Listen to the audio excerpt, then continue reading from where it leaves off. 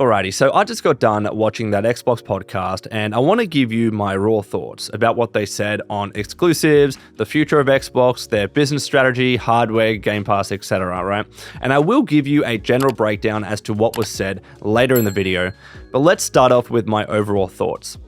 Number one, that was not a podcast. That was really not a podcast. If anything, it was a roundtable. I don't know why they just didn't call it a roundtable. If they wanted to do a roundtable, they could have just called it a roundtable, and none of us would have been surprised or shocked. They've used that format before. They've done roundtables before. When they acquired Activision Blizzard and ZeniMax, they've called them roundtables, and it was fine, and we were happy with that. But by calling it a podcast and doing what they did, it was just difficult for me to reconcile. So that didn't make sense because it wasn't part of the official Xbox podcast set that I've seen in the past. It was very short for what was meant to be a podcast. It was only like 22 minutes long or so. And I was thinking at least 30 minutes, if not 45 minutes or even an hour. So it just generally didn't feel like a podcast, even though it was, titled as a podcast. So that's my first initial gripe.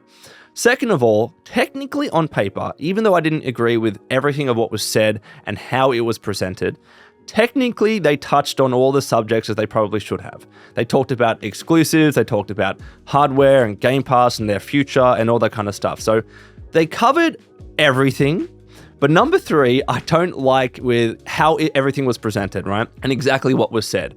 They were very broad at times, and especially when it came to announcing what games are actually going multi-platform. Phil Spencer said that 4 games are going multi-platform, but they didn't mention the games, and I think that was a huge mistake. Yes, obviously we can try and guess and just assume what these games are, and people have a very good idea. Let's just be honest, it's probably Hi-Fi Rush, Sea of Thieves, Pentiment, and Grounded, right? I think clearly those are the games that Phil was talking about. But why not just announce them? It didn't make sense. This was meant to be something where you were providing clarity. It was the place to do it.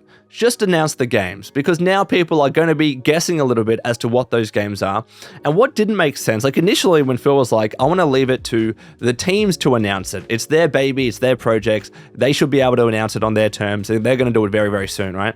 But then in the next breath, you had Sarah Bond say that Diablo 4 was going to Game Pass. And I'm like, well, what about the earlier rationale? Why wasn't that given to Blizzard to announce on their own terms?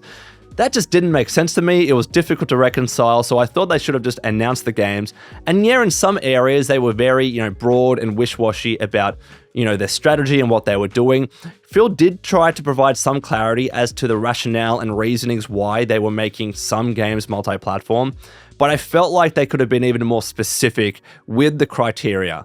What does it take for a game moving forward from Xbox to go multi-platform down the line, right? Because now we're going to keep guessing every time they have a new game and they say it's first to Xbox, it's exclusive, it's coming to Game Pass. We're always going to be kind of guessing, well, because this is kind of this game and it's this style and it only has potential for a year, then maybe it's going to go multi-platform in the future. We're always going to be guessing now, and I felt like they should have done something a little bit better and more clearer to really try and clarify that for all of us moving forward. And I know that they said that Starfield and Indiana Jones weren't going to be going multi-platform, but I felt like that wasn't enough. It's good to know, right? It's good to know that Starfield and Indiana Jones are going to stay Xbox exclusive. They're sticking by their promise that they literally just made in the Developer Direct previously this year, for Indiana Jones at least. They're sticking by their promise that they made with Starfield last year. But I felt like they could have just named the games and been a little bit more specific in what they were saying, right? And yeah, I felt like it was very short overall. I was expecting something a little bit longer. So I just don't know how to feel about it generally. I think if it was called a roundtable, if they were a little bit more specific with certain things, if they announced the games, I would have been a bit more happy with that. But let me summarize everything of what was said, and I'll keep, talking about my thoughts throughout. So first, Phil was doing a lot of the talking. I thought that, Matt Booty and Sarah Bond would do a lot more talking, and they often were just kind of clarifying exactly what Phil was saying, but just in different words. But Phil started, he was doing a lot of talking. And Phil did confirm they were planning the show in December, and they probably would have started talking about something else initially had it not been for all this news that came out recently about exclusives, about is Indiana Jones going multi-platform, is Starfield going multi-platform, etc., etc. He did pretty much say we're going to change up the structure of the show just to address those concerns. And I believe that this show or this podcast or whatever was probably intended for later this month. at a stage where they were probably a little bit more ready, and maybe it would have been a different format. It feels like this was very rushed and very expedited because of all these, news and rumors going around. So he did say that he did call it unforeseen news, but I think someone within Xbox is clearly leaking stuff to the media. But they did start with exclusivity. They did mention that, it is going to be 4 games, but they're not changing their fundamental exclusive strategy. And they are a little bit. I mean, I know that they've taken games, multi-platform before. Again, Ori and the Blind Forest has gone to the Nintendo Switch. They've had, Minecraft for a while, but obviously they acquired that game when it was already multi-platform. It didn't start exclusive. So they say they haven't changed their, exclusive strategy at all, really, but I think there are clearly some changes. There wouldn't be a podcast in this video if you're not announcing some sort of changes. Again, he wouldn't name the games. Initially, I understood it, but then they mentioned the Diablo 4 thing, so I didn't get that. At least, though, we know Starfield Indiana Jones is not going to be part of that list. And he was talking a lot about the long-term health of Xbox and how that's their priority. That is why they are doing all of this. He said that they have a growing platform, but they want to keep reaching more players. They want to ensure that the games are performing and they're having as much success as possible. And overall, they want to be growing their franchises, right? And Phil says he has a fundamental belief that exclusive games which are tied to just one platform are going to become less and less common as we move forward into the future. And he even said that that wasn't like a huge thing or something that was a big surprise. That's happening everywhere. PlayStation's doing it. Nintendo's probably going to do it down the line. Maybe not with their big titles, but it's happening everywhere. Xbox has experimented with it in the past. So that wasn't really a shock, but Phil did say that he believes purely exclusive strategies are going to die down over the coming years. And clearly now that's going to be the case, especially for Xbox, right? And now he tried to go into the criteria as to why these specific 4 games were selected. So he was like, these are all games which are over a year old. So maybe we can glean from that. Maybe it's only going to be older Xbox games which eventually go multi-platform. Within that first year, you're probably going to have a decent period of exclusivity. It might not just be like a 2-3 month window of timed exclusivity. So it seems like older games are going to be focused here. He said 2 of the games are community driven and they were the first iterations of the franchises, and he said that they've already reached their full potential on Xbox and PC. There's always room for growth, he said, but they've already reached their full potential, and they're service games with communities that need to have the confidence that they'll exist in the future. And by doing this, by taking these games multi-platform, Phil says that this gives them and the teams the ability to keep invested in those games. And again, if we were to guess, it's probably Sea of Thieves and Grounded. That's what I kind of assumed, and I think a lot of people assumed that as well. But the other 2 games were different. They were smaller games, and they weren't necessarily built to be platform exclusive. That's what Phil said.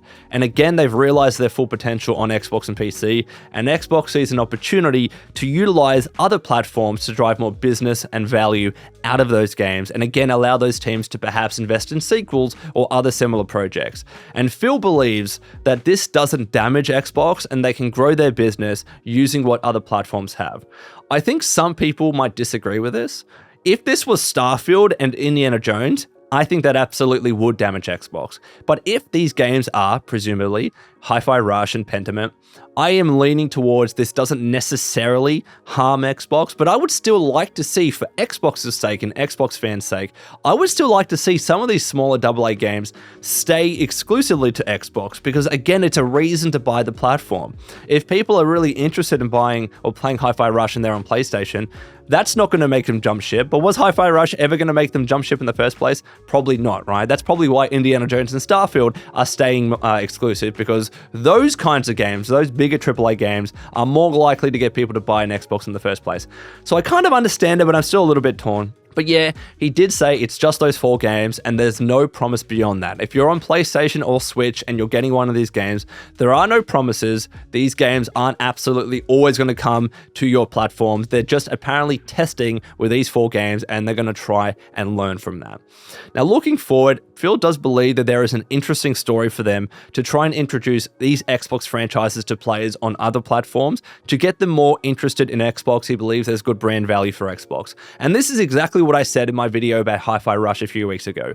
By introducing Xbox IP and Xbox brands to people not on Xbox, it does build up this kind of familiarity with the Xbox brand. It does get people thinking about the green brand, about the games that they're making and what they're doing, and it might attract more eyeballs to the Xbox brand when they actually do release these big AAA games that are actually exclusive. So for instance, if you get a Pentiment or a Grounded or a Hi-Fi Rush and you see the Xbox Studios or whatever branding that they have in these games in the splash screen, then people think about Xbox and they might search and be like, well, what other games does Xbox have? Oh, Indiana Jones. Maybe I'll go buy an Xbox to play Indiana Jones. Or maybe I'll get Game Pass on PC and play it there. You know what I mean? I do believe that it does increase brand value for Xbox across the board, but they just can't take it too far. And I still believe we should have got a clarity as to exactly what criteria they will be using for every game moving forward in terms of whether it becomes multi-platform or not. But again, they said that there's still no fundamental change as to how they think about exclusivity. The key is always play the games you want, with the people you want, anywhere you want. They keep repeating that tagline of when everybody plays, we all win. And that's been their strategy for years, and that's how they continue to be. And that has been their strategy for years. Phil's worn that shirt a bunch of times, so I get why they wanted to harp on that. And again, their focus is to continue to grow the games industry by reaching more players in more places. Xbox is a hardware, platform, and a publisher. They do talk about the Xbox hardware a lot in this video, and I'll touch on that in a second. But first of all, Game Pass. They talked a little bit about Game Pass, and they believe that, all of their games will be on Xbox, all of their games will be on Game Pass, and they mentioned that all Xbox games will be coming to Game Pass day one.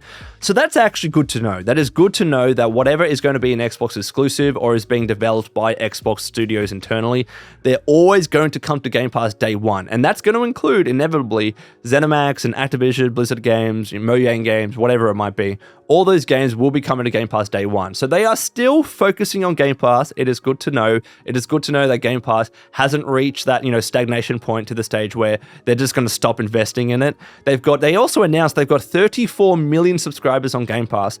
So are they still very far away from their 100 million subscribers goal by 2030? Probably.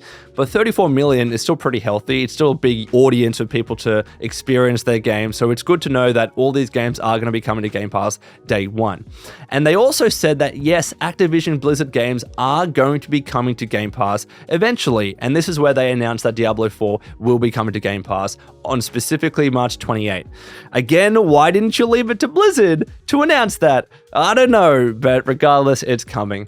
Matt Booty as well spent a bit of time talking about crossplay and cross-save and how that's really important, and they want to make sure that they're focusing on those two features with all their teams moving forward. There's a lot to learn there, and he said that crossplay and cross-saves is only really practically good if you have a lot of devices where you're doing that between. So whether it's Xbox or PC, and presumably PlayStation and Nintendo Switch in the future as well. I want to talk about hardware now though, because a lot of people were worried that, oh no, Xbox is going to stop making hardware in the future. And they did provide some clarity on this topic. So they said that, yeah, we're now, after the acquisition of Activision Blizzard, one of the biggest game publishers on PlayStation, on Switch, and mobile, right? Especially with ZeniMax as well, and Mojang with Minecraft. They're one of the biggest publishers, and they don't want to back away from this, right? They want to continue to be building great games that millions of people can love. So they do understand that the business success Xbox has to have. Let's be real here. They're not making all these decisions because they feel like it and it's fun. It's business related. Microsoft has invested literally almost $80 billion just in acquisitions alone in the recent few years for Xbox. As I said before, they're going to want a return on this. Satya Nadella, the CEO of Microsoft, said publicly we can be a good publisher on all platforms, and he name-dropped PlayStation. So when your CEO is doing that, that's why this is all happening. It is a business reason, and Phil understands that, Matt Booty understands that, Sarah Bond understands that, right? And to an extent, of course, I understand that, but I understand that some people are unhappy with some of the decisions that they're making. So he says, yes, you need to make sure that you're growing your business. It's critical for the long-term health of Xbox. Phil said that he wants to make sure Xbox is in the best position for the next 20 years, and that means a healthy player community, healthy creator community, and a healthy business. So when they look at opportunities to allow more people to play, buy, and subscribe, it's always about putting Xbox in the best position. You see what I mean? It's a lot of corporate speak here. It's a lot of PR speak. I expected some of this. but a lot of broad statements. But he did say at the very least that hardware is a critical component of that. When you buy Xbox hardware, this is what they said, that is meant to be the best experience for Xbox games. Now, is that technically? Not really, because when you buy a PC, you can probably get a better experience and better frame rate and stuff. But at least in the console space, they want Xbox hardware to be the best possible experience for Xbox games, right? But that won't be anybody. They understand that not everyone's going to want to buy an Xbox, so they want to be everywhere, essentially, where there is a screen. And they also talked a little bit about, well, 2023 was such a great year for games. Why are you doing this? What were the signals that made you kind of think, all right, we need to change up our strategy a little bit?